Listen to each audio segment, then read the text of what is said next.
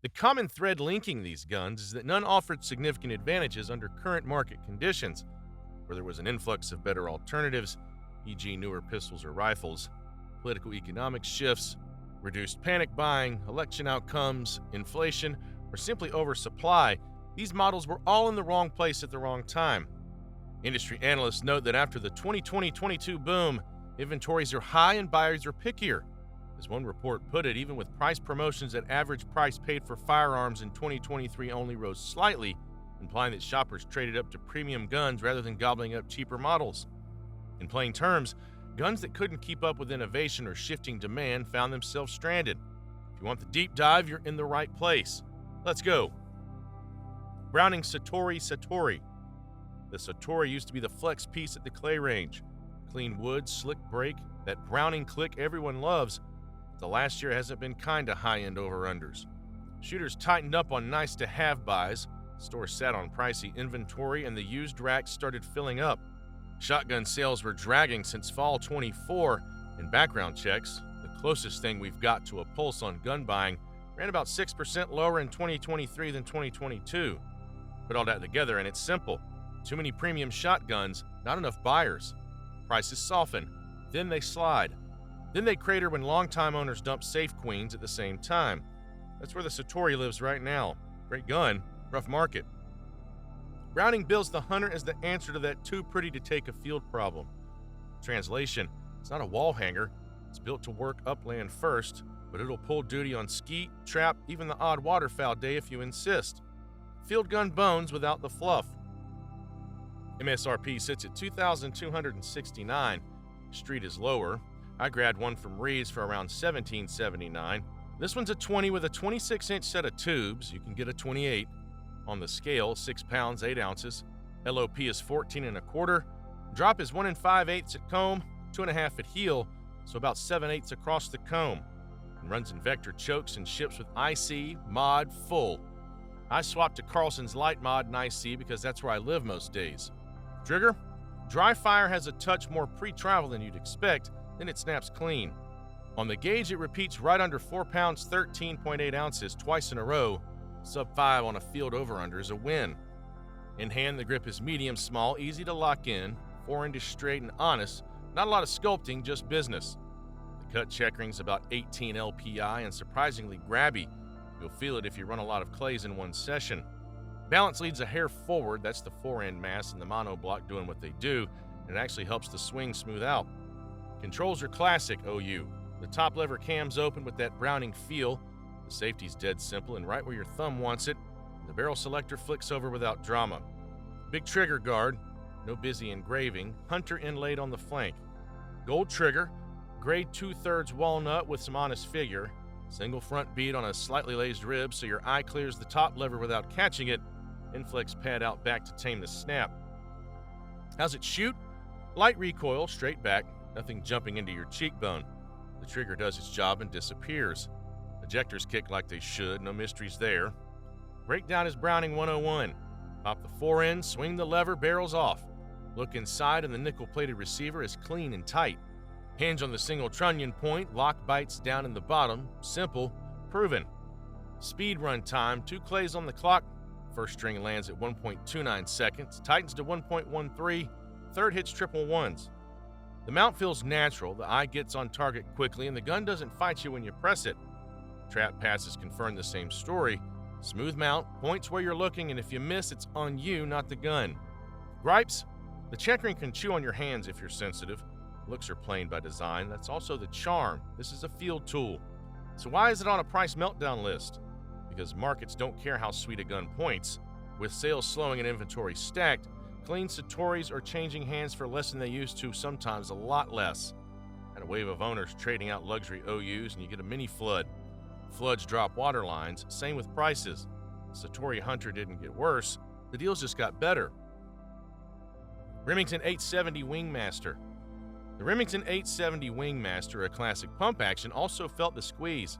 It's been reported that used Wingmasters are now selling at almost the same prices as basic 870 Express models, a sign that premium status has slipped. Data from a gun price tracker confirms a slight slide. The new list price of the Wingmaster fell about $31 over the last 12 months. and even the used average price dipped, though modestly, by about 13 cents. In plain terms, Wingmasters that used to command a solid premium have largely lost that edge. Dealers say this is because so many were traded in at once. In one report, a store manager remarked that their racks have several Remington 870 Expresses unsold, meaning buyers had plenty of choice and no one was paying extra for a Wingmaster finish. With pump shotgun sales down and supplies high, the Wingmaster's value has compressed toward the bottom of the market. It's still a reliable workhorse, but as one retailer noted, the market doesn't care about excellence when there's an endless supply of it. Marlin 1895. For a minute there, big bore levers were the main character. The 1895 rode that wave hard, classic lines, thumping 4570, Ruger's revival glow, and everybody wanted in. Then 2024 happened and the fever broke. The numbers tell the story. Average new price slid about $72 in a year. Used value shaved roughly $25, which lands you in that 5 to 7% dip zone. Doesn't sound dramatic until you see it stacked across shelves. Hype cooled, reality set in.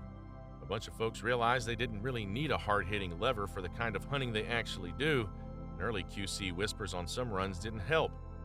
Ruger buying Marlin was the right move long-term, but in the short term it made buyers twitchy. Result? Lightly fired 1895 started showing up everywhere, and prices followed gravity.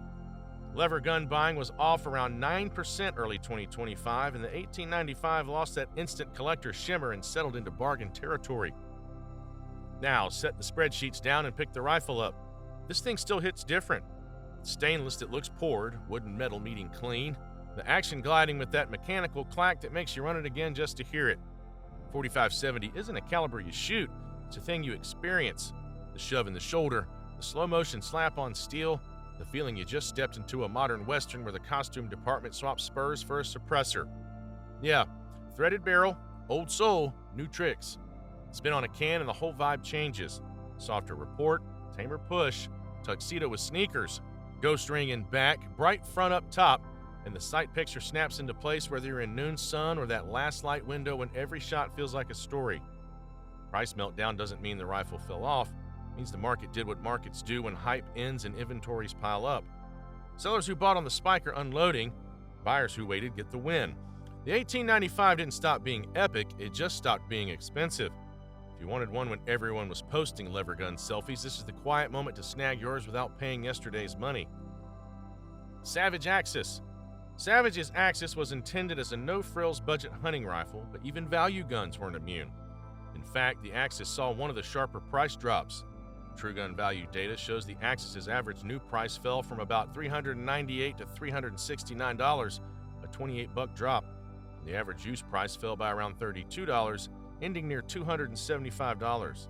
That's roughly a 7 to 10% decline in just a year. What explains this? After the pandemic buying frenzy, Savage overproduced these rifles. When demand normalized, the market was flooded. Meanwhile, competitors unleashed updated budget bolt actions, Remington, Ruger, etc., with modern features. New buyers often bypassed the old Axis in favor of sleeker options. Existing owners traded up. A combination of oversupply and shifting preferences meant many Axis rifles exchanged hands at far lower prices. Today, you can find clean Savage Axis rifles selling for well below their recent values, up to $32 less on average. Ruger P95. Ruger's P95 is an older 9mm double-action pistol, and its fall has been steep. True Gun Value reports the used average price plummeted from about $258 to $228 in 12 months, a drop of roughly $30 or over 10%. This was driven by several factors. First, the P95's design is dated. No optics cut, limited modularity, and bulkier ergonomics compared to modern pistols. Ruger itself introduced newer polymers, e.g. the Ruger American Ruger Max 9, that made the P95 look ancient. When owners traded in P95s en masse for the newer pistols, supply flooded the used market. The data backs that up. Thousands of P95s showed up on auction pages, with listings often noting massive price drop. It's a self-reinforcing cycle. As values fall, more owners sell out, further lowering prices. The result is that a gun once valued for its toughness is now a true budget piece. One seller even titled a recent listing, "Massive Price Drop 2006 Ruger P95." Ruger AR-556. The Ruger AR-556, Ruger's budget AR-15, has also seen its price slide. Over Over the past year, its average new price fell by about $67, from around $785 to around $718. The average used price fell by about $13. That's several percent decline across the board. Why? Part of it was political. With a more gun-friendly administration, the panic-driven AR buying spree of 2022 and 23 subsided, so demand softened. At the same time, the new entry-level AR market grew very crowded. Ruger's AR-556 remained relatively basic, direct impingement, fewer rails, while other makers added optics rails, improved triggers, or gas piston systems. Worse, some states enacted new assault weapons bans, slicing demand in parts of the country. The result? Used AR-556s collected quickly on dealer shelves. True Gun Value notes used AR-556 prices fell around $13 in a year, and real-world listings show sellers eager to move them. In one case, an AR-556 with a fresh FFL transfer went for about $432 used, far below the new MSRP. In sum, even though the AR-556 is still functional, it's become a cast-off of the AR boom. Its price now reflects that new reality.